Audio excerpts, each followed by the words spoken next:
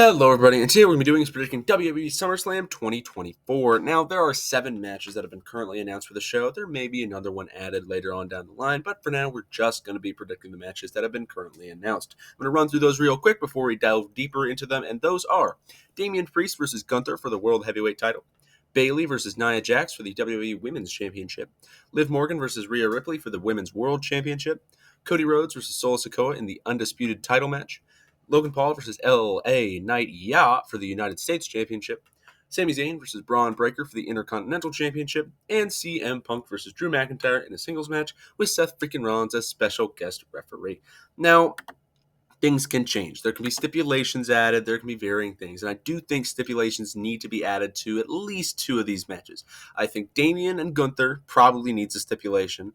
I think Liv and Rhea needs a stipulation. And I think you can argue Cody and Solo needs a stipulation. But otherwise, I do think you can keep them as purely singles matches. But nonetheless, we're going to go through this card. We're going to leave the world champions until the very end. We're going to start with CM versus Drew, then go on to Logan, LA, then Sami, Bron, and then work our way into those world champions. So, as I said, let's start with DM and CM. So, this is a very heated rivalry. We've seen them brawling. We've seen CM Punk crossing Drew McIntyre over and over and over again. So, obviously, CM Punk wins? No, of course not. I've seen people say CM Punk should win this, and completely illogical to me. It makes absolutely no sense. Why would CM Punk win this match? There's no reason for him to win. Oh, he's a legend. He hasn't won a pay-per-view match yet. Boo hoo hoo. Yeah, womp womp, buddy. Drew McIntyre does need to win this match. He's been screwed constantly. It's like 5 or 6 times at this point, and he needs to get his revenge. And originally I was saying, okay, this needs to be a squash. It needs to be over 3 minutes tops. But now, with Seth as guest ref, I don't think you can do that, having 3 huge stars in that position, all multi-time world champions. So I don't think you do a squash, like a 3-minute, 5-minute match. I think you can push this to maybe 12, 15 minutes, and it would be workable. But Drew McIntyre does still need to beat the hell out of CM Punk. I think Seth Rollins, because he doesn't like CM Punk very much and isn't great with Drew McIntyre, will allow them to use some weapons and maybe attack each other with them. What else would they use weapons for? Just sit at a chair and a table and have a discussion? Goodness gracious, I'm tired, I guess. It's 1 o'clock and I'm tired. But nonetheless, Seth is going to have a lot of leniency in this match. I'm almost certain of that because his character feels like, whatever. Why not? Let him fight or something like that. And that seems like something he'll do, which will allow Drew McIntyre to get the victory here. Then we'll move on to Logan Paul versus L.A. Knight for the United States Championship. L.A. Knight really needs to win this match. I'm tired of Triple H pushing everything to big shows. His huge issue, his biggest issue, top of the line, is, we need this champion to lose their title. And we need this other person to have a real big crowning moment. We can't do that at a B show. A B show? Survivor Series? No, that's not an A show anymore. That's a B show. Oh, the Royal Rumble? That's not one of the biggest shows of the year or anything. We have to have it happen at WrestleMania or SummerSlam, and there is no in between. And I hate it because LA Knight should have won this title at the earliest at the Rumble and at the latest at WrestleMania. But he wasn't even in the picture for that whole time and really only started getting into that picture about a month and a half ago. It makes 0 sense why Logan Paul, who doesn't defend the title, has defended, I think, 2 times since winning it, is still champion. He is the 3rd longest reigning champion in WWE history for a single run. And this is the quality that they give? Really? This has been abysmal, and the only reason he's champion is to give, the media, I'm U.S. champion. That's WWE. You should go watch that. He doesn't bring the belt with him anymore. He was at a fight with his brother, Jake. Didn't bring the title. So why is he U.S. champion? I get it. Maybe he didn't want to outshine his brother who did win. But still, he should not be champion anymore. LA definitely does need to win this match. And I'll even make a wager because this is necessary. If LA Knight does not win the United States Championship by SummerSlam, or the day after SummerSlam, I should say, I will make a 30-minute long video chronicling is it chronicling? Yeah, chronicling. The WWE career of Logan Paul and make it seem as glazing as possible. Make as much glazing as possible. That is my wager. Because I know I'm not going to have to do it. And, I said back at the Royal Rumble once that if MJF showed up, I was going to make like an hour-long documentary on him. And he didn't show up. So I'm currently 1-0 when it comes to these wagers, and I don't think that streak is breaking anytime soon. Go LA. Then we move on to the Intercontinental title between Sami Zayn and Bron Breakker. This is not supposed to be a long match at all. Babyface champions make for the worst champions. There are really two types of babyface champion that are champion. There's, I'm a babyface who gets beat up all the time, but I'm heroic and I'm going to come back and win the title at the pay-per-view or retain the title at the pay-per-view. Or badass who's like, haha, you think you're going to beat me as a heel? Nah, I'm going to beat you up every week. And they're like polar opposites. And the other one is so much better. Why are two champions at all at this state? Cody and Sami. Cody, I can give, I like him a little bit more. But Sami, every title feud for the time he's been champion has been, Sami Zayn, he's an underdog, and he's going to get beat up a lot. But guess what? He's going to win. I'm absolutely stunned by this. And again, it's that Triple H, why would we have Bron Breakker win at a B show like Money in the Bank? Oh, a B show is only a B show if you make it a B show.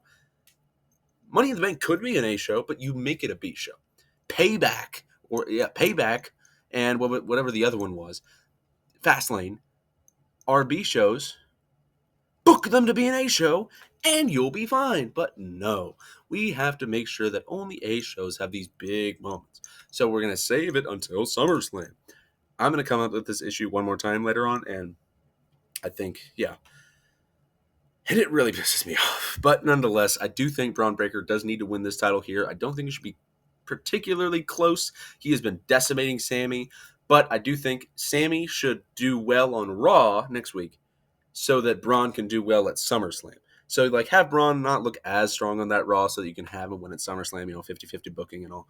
So, nonetheless, I do think Bron needs to win. He has to win, has to win, has to win. Heel champions are so much better than babyface champions. Prove me wrong. But nonetheless, I do think Bron is winning here, and we have yet another title change on the show. We will be moving on to those world titles now. Now, I didn't really know where to start because there's 4 world titles on the show, every world title in the company except NXT. So I decided that I was going to look at each one, and I was going to pick alphabetically which one I was going to be doing by the names of the champions, which ended up leaving me with Bayley versus Nia Jax as the first one that I'm going to be going through here. Bayley versus Nia Jax is a weird match because the booking of Bayley has been awful. The booking of Nia Jax has been marginally a bit better. Why are they feuding? She happened to win Queen of the Ring. Woohoo! I do think Nia does need to win this match, though. I don't like how the booking has been, but I do think Nia needs to win that world title. Again, the heel champions thing. And does she need it? No, but I don't think she won't have as much aura if she loses this match here. I do think Nia needs to win this world title. Bayley can be better as more of a very upper mid card or title contender rather than being a world champion. I love Bayley, she's great, but with the booking she's had and the theme song, and just not for me. No, I don't like it. But nonetheless, I do think Nia is going to win this match. I don't think it should be an absolute squash, but I do think it should make Nia look relatively good. Maybe it's that babyface comeback that gets halted very quickly, and that's how she wins the belt. But as I said, Nia Jax goes over here. Then we move on alphabetically to Cody Rhodes versus Solo Sikoa. Yes, I'm not saving this for the very end, but nonetheless, oh boy, this is going to be a big match. Cody versus Solo looks on paper absolutely terrible. I'll just be honest. If you put Cody versus Solo in front of somebody, 2022, people are like, what is this match? You time travel back in time to 2022 and show someone, here is a match that will take place, main eventing a pay-per-view. They're like, what the hell? This has got to be a joke, right? You got to be kidding. Because a world title match, Solo Sikoa, Cody Rhodes, what are you talking about? But really, Solo, he's not great. Cody is pretty good. So this should be at least a decent match. I think it will be above that. I do think Cody can carry a passable at times Solo to a great match, the best one of his career, but I do think that no one will care about the match until the inevitable return of our tribal chief still, Roman Reigns. Acknowledge him. Have you acknowledged him today? And maybe Jimmy and maybe Paul, but specifically Roman freaking Reigns, who needs to come back. And as I said in my predicting or fantasy booking Cody Rhodes' world title run, check that out in the description. I said that Roman needs to come out and help Cody Rhodes by saying like, cool. Say, bet after Cody's like, what's happening here? Spear Solo, beat up the new bloodline, which leaves Cody able to retain his title with a crossroads. I do think this will be a decent match at minimum and a great match at best, but I do think Cody will be retaining that title for the foreseeable future. Go check that video out if you want to see what I actually think about that title run as a whole. Then we move on to Damien Priest versus Gunther for the World Heavyweight Championship. This is a weird match and probably the most controversial one on this video. Gunther is really good.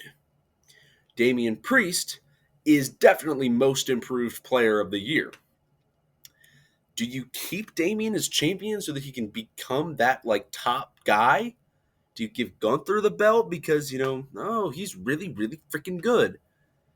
That's the mental conundrum that I'm having, because even while I'm talking to you right now, I'm still deciding in my head who I want to say for this. In my heart, I want to say Damien Priest because I want Damien Priest to win. I've really started to like him. He's a better world champion than Cody. Hot take. He's had not great matches, but as a world champion, he feels much more credible, has had much different storyline and much more effective storyline. And all in all, I've really liked his run. Then in my brain, I'm like, but Gunther, he's really good. He's been pinned in singles action by a grand total of 2 people. That's incredible. And Raw maybe gets a better heel champion out of this. You can have a lot of great matches. You can set up Gunther Ilya Bash in Berlin. There's a lot you can do here. But I think, unfortunately for my heart, Gunther is going to win this match again with that Triple H Big Show fetish. I do think Gunther wins here. He's able to get that world title. And then, I just thought about this while I was recording this video. Bit of a hot take. Gunther and Ilya? Just a month after Gunther wins the belt, Ilya wins it. Hot take, but hey, it might happen. But nonetheless, that's predicting way too far down the line. Don't take that one seriously unless I do end up getting it correct. In that case, take it very seriously. But nonetheless, I do think Gunther will end up winning here, even though my heart hurts to say it.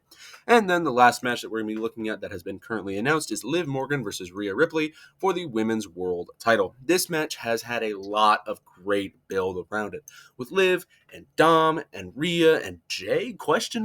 And there are a couple of ways this can go. And my way that I think it's going to go, kind of the more obvious of the routes, is this.